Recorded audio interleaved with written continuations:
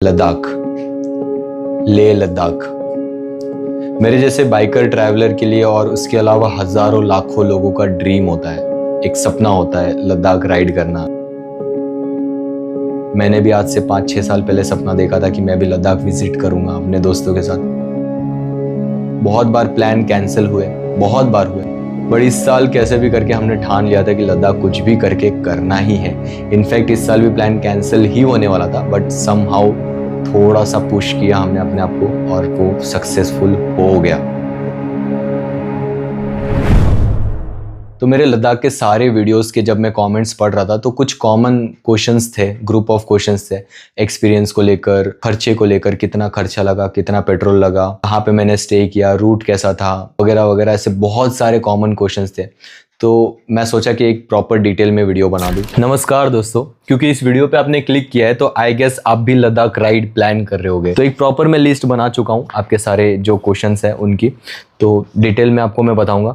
इस वीडियो को आगे बढ़ाने से पहले मैं आपको रिक्वेस्ट करूंगा कि एक प्रॉपर पेन, पेपर या बुक एक लेके बैठ जाइए, सो दैट आपको जो इंपॉर्टेंट पॉइंट्स होंगे वो आप नोट डाउन कर सकते हो और प्लानिंग में आपको आसानी हो। सिंपल रखेंगे कि प्लानिंग और प्रिपरेशन कैसे करनी है, रूट मैंने कौन सा लिया था, किन किन बातों का ध्यान रखना है, मैंने स्टे कहाँ कहाँ पे किया था, कितने का स्टे किया था, खर्चा कितना आया था, और कुछ टिप्स, क्योंकि मैं राइड कर चुका हूँ, आप अभी जाने वाले रहोगे, तो कुछ टिप्स जो मैं आपके साथ शेयर करना चाहता हूँ वो टिप्स मैं आपको शेयर करूँगा।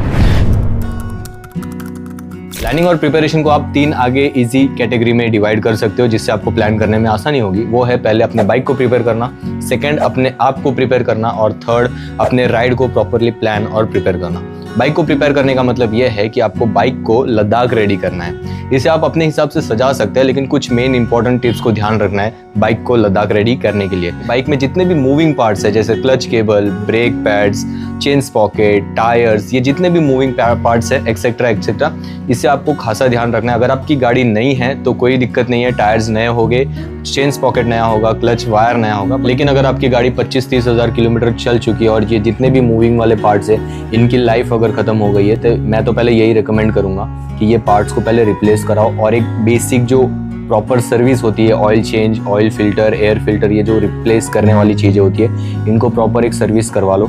उसके बाद आगे की सजावट करनी है बाइक में। सजावट का मतलब यह है कि बाइक में आपको लगेज कैरी करने के लिए कुछ मॉडिफिकेशंस करने होते हैं। सैडल स्टे इंस्टॉल करने के बाद उसमें लगेज कैरी करने के लिए आप सैडल बैग्स भी यूज़ कर सकते हो, पैनियर्स भी यूज़ कर सकते हो, या फिर एक पीछे वाइटरा और ये सब इनके ब्रांड के एक प्रॉपर एक बैग आते हैं जिसमें आप लगेज रख सकते हो। तो बहुत सारे अभी तो ऑप्शन है, उसमें से जो भी आपको प्रीफर करता है, लेकिन प्रॉपर लगेज बैठना चाहिए और इजी माउंटिंग और रिमूविंग होना चाहिए। ऐसा नहीं कि आप होटल में पहुंचो और निकालना और लगाना बहुत बड़ा टास्क हो जिसमें आपकी एनर्जी खत्म हो जाए, बिकॉज वैसे भी पूरा दिन राइड करने के बाद आपकी एनर्जी डाउन ही रहेगी, लेकिन होटल पहुंचने के बाद अगेन ये सर दर्द वाला काम रहेगा तो आप बहुत ज़्यादा पिस्ड ऑफ हो जाओगे। तो इस बात का खासा ध्यान रखिएगा। आपको इंस्टॉल करना है ऑक्सिलरी लाइट्स या फॉग लाइट आप बोल सकते हो। गाड़ी में एडिशनली ऑक्सिलरी लाइट्स होना बहुत ज़्यादा इंपॉर्टेंट है। हालांकि आपको रात में वैसे भी राइड नहीं करना है, मैं रिकमेंड ही नहीं करूँगा कि आपको रात में राइड करना भी चाहिए, but in case of emergency बहुत ज़्यादा इंपॉर्टेंट रोल प्ले करते हैं ये ऑक्सिलरी लाइट्स। तो एक अच्छे पावर का ऑक्सिलरी लाइट्स अपने गाड़ी में इंस्टॉल कर लीजिए। मेरे पास जो है वो 70 वाट्स के हैं HJG के, इसके अलावा 40 वाट्स के भी आते हैं, डिपेंडिंग आपका जो बजट बोलता है। बहुत सारे ऑप्शंस मार्केट में भी अवेलेबल है। तो जिप टाइज और ये सारी जो चीज़ें हैं, tyre inflator, tyre puncture repair kit, एक टपारिया का टूल किट आता है 42 या 46 पीस का, वो भी आप कैरी कर सकते हो। बेसिकली कुछ ऐसी चीज़ें आपको कैरी करना है कि इमरजेंसी के टाइम पे जैसे टायर खोलना पड़े, या फिर ब्रेक लीवर को टाइट करना पड़े, या क्लच के वायर को एडजस्टमेंट करना पड़े, या फिर सैडल स्टे अगर लूज होता है, जो भी है, खोलना नहीं है, लेकिन जो बेसिक आपको काम आए वैसे टूल किट आपको कैरी करना है साथ में। ये हो गया बाइक प्रिपरेशन को लेकर। अभी आते हैं हमारे अपने आप को प्रिपेयर करने को लेकर। अपने आप को प्रिपेयर करने के लिए आप सबसे पहले तो आप शॉपिंग करोगे। शॉपिंग में मैं आपको सजेस्ट करूंगा कि ज़्यादा कपड़े लेने की ज़रूरत नहीं है। हार्डली 3 से 4 जोड़ी आपको कपड़ा वहाँ पे यूज़ में आएगा। इसके अलावा अगर आप 15-20 जोड़ी लेके जाते हो तो वो वैसे के वैसे रिटर्न आएगी। द रीज़न इज़ क्योंकि आप राइड करके वहाँ पे सारी जगह एक्सप्लोर करने वाले हो, तो मैक्सिमम टाइम आप अपने राइडिंग गियर्स में होगे, तो आपको टाइम ही नहीं मिलेगा कि आप नए नए कपड़े पहनो और अलग अलग पॉइंट्स पे जाओ। बनियान और चड्डी और मोजे ये थोड़ा ज़्यादा लेके चलना, क्योंकि वहाँ पे अगर आप नहीं धोते हो तो थोड़ा हाइजीन वाइज ग्लव्स जो मिलते हैं राइडिंग ग्लव्स, वो अगर थर्मल ग्लव्स हो गए, विंटर ग्लव्स हो गए, तो वो और भी ज़्यादा अच्छी बात है। ठंडी का इम्पैक्ट आपके उंगलियों पे पड़ेगा नहीं, क्योंकि जब उंगलियों पे ठंडी हवा लगती है तो सिकुड़ जाते हैं और फिर राइड के दौरान बहुत ज़्यादा तकलीफ होती है। डीकैथलॉन वगैरह या ऑनलाइन भी आप चेक करोगे तो कुछ हीट पाउच मिलते हैं जिसको आप एक्टिवेट करते हो और अपने जैकेट के अंदर रखोगे तो वो लगभग 7 से 8 घंटे तक के लिए आपको गर्मी प्रोवाइड करेगी। तो वैसे हीट पाउच भी मिलते हैं, वो आप ले सकते हो। कुछ जगह पे अभी भी वाटर क्रॉसिंग है, जैसे नुब्रा वैली में जब आप पैंगोंग की तरफ जाते हो तो वाटर क्रॉसिंग बहुत सारी है। वैसे समय में अगर आपके शूज़ में पानी जाता है तो ठंडी लगेगी आपके पैर को और वो चिड़चिड़ापना होगा। उससे बेटर ये है कि या तो वाटर प्रूफ शूज़ लो या फिर वो प्लास्टिक के गम्स, जो गम बूट्स वगैरह आते हैं एडिशनली जो आप ऊपर लगा सकते हो, वो कुछ आप लेके चलिए। 1500-1600 रुपये के मिलते हैं या 800-900 रुपये के मिल जाते हैं ऑनलाइन, जिससे आप शूज़ के ऊपर आप जिप लगा के पहन सकते हो। तो वो एक ऑप्शन है। सारे जो प्रोडक्ट्स मैं आपको बता रहा हूँ, जो मैं सजेस्ट कर रहा हूँ, इन सब की डिस्क्रिप्शन में लिंक मिल जाएगी, तो आपको बार बार ढूंढने की ज़रूरत नहीं है। ईजी कर रहा हूँ आपका काम। एक दिन में आप कितना चला सकते हो गाड़ी, और आपने आज तक एक दिन में कितना चलाया है। ये नहीं कि आपने राइड किया ही नहीं और डायरेक्ट लद्दाख के लिए निकल लिया और 700-800 किलोमीटर एक दिन के लिए कर रहे हो। इससे आपका दिमाग ख़राब हो जाएगा, आपका बॉडी आपका साथ देना छोड़ देगी, बहुत ज़्यादा हेक्टिक हो जाएगा ये। जब तक आप लद्दाख पहुँचो तब तक ऑलरेडी आप पिस्ड ऑफ हो चुके रहोगे। तो ये है कि आपको प्लान करके चलना है कि आप कितना किलोमीटर करेंगे। जस्ट बिकॉज मैंने मोडासा किया या मैंने उदयपुर किया, इसका मतलब ये नहीं कि आपको भी मोडासा या उदयपुर करना है। पहले हम लोग वडोदरा होते हुए उदयपुर जाते हैं, वाया हलोल, कलोल, मोडासा होते हुए हम जाते हैं उदयपुर। उदयपुर से फिर आगे हम लोग जाते हैं जयपुर, जयपुर से फिर जिंद होते हुए, जिंद से फिर लुधियाना, लुधियाना से जलंधर, जलंधर से फिर कनेक्ट होते हैं हम NH44 पे, which straight goes to Jammu. Jammu से फिर अगर आपके पास टाइम ज़्यादा है तो एक शॉर्टकट है जो डायरेक्ट आपको उधमपुर में लेके जाता है। अगर आपके पास टाइम नहीं है और शॉर्ट मतलब अच्छा रूट चाहिए, हाईवे रूट चाहिए, तो जम्मू से घूम के फिर आप उधमपुर जा सकते हैं। उधमपुर से बेनिहाल, बेनिहाल से फिर श्रीनगर, ये एक रूट है। जो भी आपको गूगल बताता है वो रूट से आप जा सकते हो। बस ध्यान रखो कि आपको दिन में गाड़ी चलाना हो, उस हिसाब से प्रेफर करना कि कौन से रूट से आप जाते हो। और जब आप गूगल मैप्स पे लोकेशन रूट देखते हो तो जो रोड है उसको जूम करके देखो। अगर वो 4 लेन वाला हाईवे बताता है तो वो अच्छा कंडीशन में होगा, बट अगर सिंगल लेन रोड बताता है जिसमें एक में ही जाना है और एक में ही आना है, तो वो आपको काफ़ी ज़्यादा हेक्टिक कर देगा। लाइक राइड में बहुत ज़्यादा अड़चन आती है और वो गाँव वाला रोड होगा। मैक्सिमम टाइम मैं क्या करता हूँ, जब रूट प्लान करता हूँ तो कार वाला ऑप्शन डालता हूँ, एंड ये बात दिमाग में लेके चलता हूँ कि कहाँ पे बाइक्स अलाउड नहीं है। जैसे हरियाणा में एक ट्रांस हरियाणा वाला रूट है, वहाँ पे बाइक्स अलाउड नहीं है, तो मैंने वो बात ध्यान में रख के कार वाला ही रूट डाला था। जब मैं वो ट्रांस हरियाणा वाले रूट पे पहुंचा तब वहाँ पे एंट्री वक्त मैंने उनसे रिक्वेस्ट किया कि क्या मुझे अलाउ कर सकते हैं क्या। वैसे एक्सप्रेस वे पे बाइक्स अलाउड नहीं होती है, तो वो जो ट्रांस हरियाणा एक्सप्रेस वे था वहाँ पे मुझे अलाउ किया गया था और मैंने जिंद में एग्जिट कर लिया था। पहले मैं अपनी राइड स्टार्ट करता हूँ, मैं स्टे पहले से बुक करके नहीं रखता हूँ। तो जैसे मेरा आज का स्टॉप है उदयपुर, तो मैं डायरेक्ट उदयपुर के स्टे बुक नहीं करता हूँ। पहले मैं अपनी राइड स्टार्ट करता हूँ, शाम को 5-6 बजे जब तक सनलाइट है तब तक मैं राइड करता हूँ और देखता हूँ कि अभी भी उदयपुर मैं पहुँच चुका हूँ या और भी बहुत ज़्यादा डिस्टेंस है उदयपुर के लिए। अगर पता चलता है कि मेरे से उदयपुर तक नहीं हो पाएगा तो फिर मैं कॉल लेता हूँ कि मैं उदयपुर में स्टे बुक नहीं करूँगा, मैं पहले ही रुक जाऊँगा, जैसे मोडासा या शामला जी। तो मोडासा में फिर मैं स्टे लेता हूँ और आधा घंटा 1 घंटा गाड़ी चला के मैं मोडासा पहुँच जाता हूँ। तो इससे आपके पैसे भी बचेंगे। लाइक अगर आप प्री बुकिंग करते हो तो हो सकता है कि आप वहाँ तक पहुँचो नहीं और आपके होटल्स के पैसे वेस्ट हो जाए। फूड की अगर बात करें तो ये आपके ऊपर है, कहाँ पे खाना है कहाँ पे नहीं खाना है, मैकडॉनल्ड्स जाना है या ढाबे पे जाना है, कितना खर्चा करना है कितना नहीं करना है, वो आपके बजट के ऊपर है। मेरे पास हिमालयन 450 है। हिमालयन 450 मेरे बाइक के हिसाब से लगभग 20 से 25 हज़ार फ्यूल का कॉस्ट लगा पूरा लद्दाख ट्रिप करने के लिए। ठीक है, ये अप्रॉक्स आपने पकड़ लिया। इसके अलावा जो स्टे का खर्चा था, एवरी डे हम लोग जब स्टे लेते थे तो एक ही रूम लेते थे जो बड़ा हो, स्पेशियस हो और 3 बेड हो उसमें। तो हम 3 जन थे राइड पे और जो रूम का कॉस्ट था अप्रॉक्स 1000 to 1200 टू मैक्स 1500 ये रूम का कॉस्ट था। अब ये 14 दिन की जो राइड थी इसमें आप पकड़ सकते हो कि लगभग 15 से 18 हज़ार रुपया हमारे होटल्स का खर्चा आया। और जो खाने का था मैं आपको अप्रॉक्स एक बताऊँगा तो 7 to 8000 रुपीज़ हमारे फूड का खर्चा आया। बट ये जो फूड और स्टे है ये डिवाइड बाय 3 होता है, पर पर्सन हमारा अलग होता है। लाइक 3 जनों का मिल के ये खर्चा है। तो ये आपको मैंने टोटल एस्टिमेशन दे दिया। इसके अलावा अगर आप वहाँ पे जाके जैसे लेह में जाके कुछ शॉपिंग करते हो, कारगिल में कुछ शॉपिंग करते हो, तो ये सब अलग अलग खर्चा वो आपके ऊपर है। आप क्या शॉपिंग कर रहे हो नहीं कर रहे हो वो आपके ऊपर है। राइड के दौरान जो खर्चा होता है ये 3 चीज़ ही है, खाना, पेट्रोल और शेल्टर।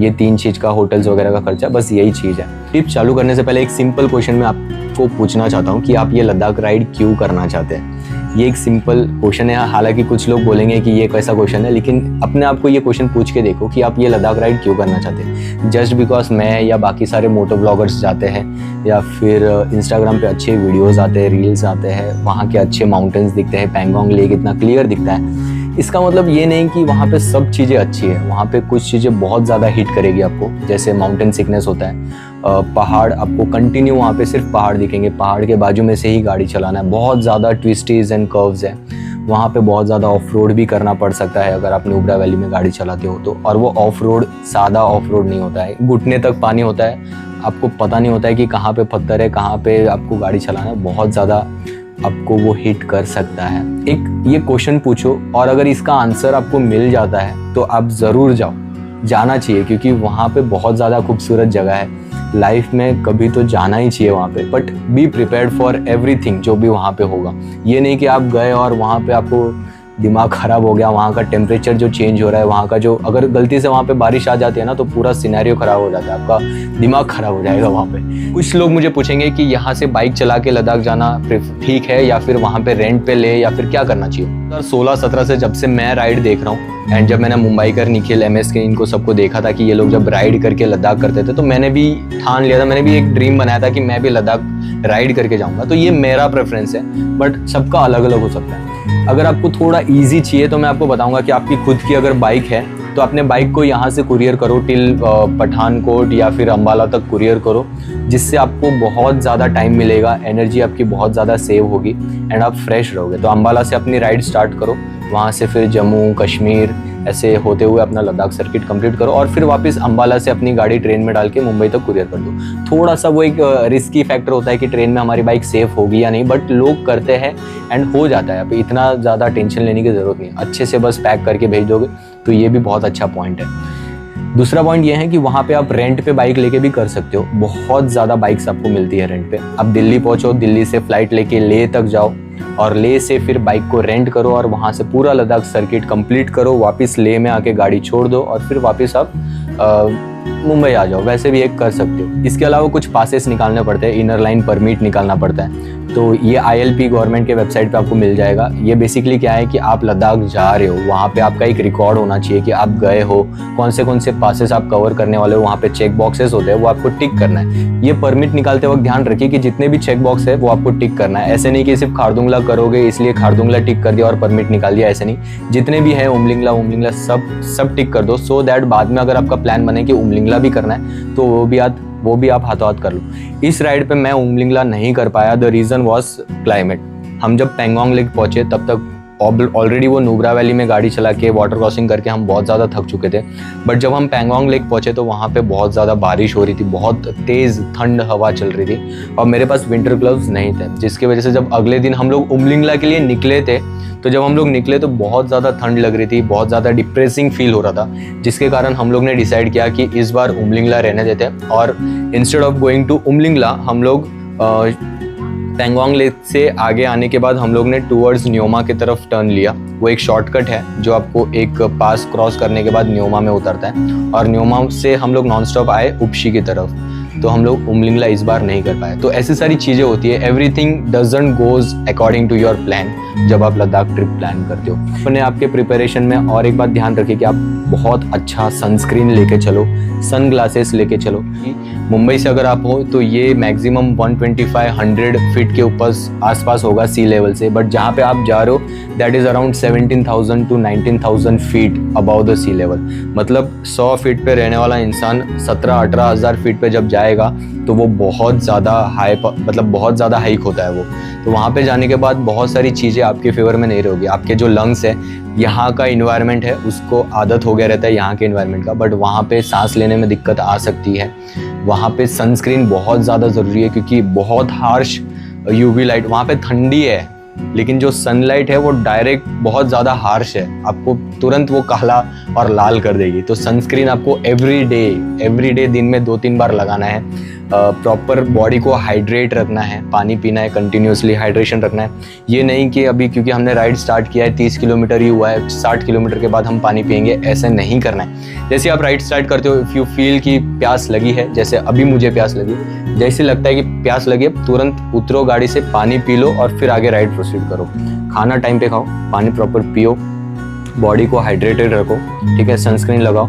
और बहुत ज़्यादा ब्राइट होता है वहाँ पे, लाइक इट्स लाइक कि आप सन के बहुत ज़्यादा करीब आ गए हो, ऐसे फील होता है। तो आपको सन या तो आप गॉगल पहनो या फिर आपके हेलमेट में अगर स्मोक वाइजर होता है तो वो आप यूज़ कर सकते हो। मैं एक पॉइंट बताता हूँ, जब मैं लेह पहुँचने वाला था तब एक पॉइंट ऐसा था कि मैं स्मोक वाइजर लगाने के बाद भी मुझे इतना ब्राइट फील हो रहा था कि मुझे रोड ही नहीं दिख रहा है, इतना ब्राइट हो गया था। तो सनलाइट के लिए आपको सनग्लासेस ज़रूरी है। तो ये सारी टिप्स है। आई होप मैंने सारे पॉइंट्स, सारे जो चीज़ें हैं वो कवर बेसिक कर ली होगी। इसके अलावा भी अगर कुछ चीज़ें मिस हुई है तो मुझे कमेंट बॉक्स में आप क्वेश्चन कर सकते हो, मैं कोशिश करूँगा कि हर क्वेश्चन के आंसर करूँ।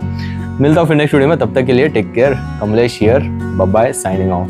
चैनल को सब्सक्राइब जरूर कर दें। जैसे मैंने बोला कि बाइक लेके चला के जाना है या फिर वहाँ पे रेंट पे लेना है या फिर आपकी खुद की बाइक को कुरियर करना है, तो दोस्तों आप ऐसे भी कर सकते हो कि जाते वक्त आप अपने बाइक को चला के लेके जाओ, फ्रॉम मुंबई टू लद्दाख पूरा सर्किट कंप्लीट करो और मनाली से एग्जिट करो। एग्जिट करने के बाद अंबाला पहुंच के आप अपने गाड़ी को वहां से मुंबई के डायरेक्शन में कुरियर कर सकते हो। ये एक प्रॉपर एक सेंस बनाता है, बिकॉज लद्दाख हो जाने के बाद it doesn't make a sense कि आप फिर से राइड करके पूरे मुंबई तक आइए।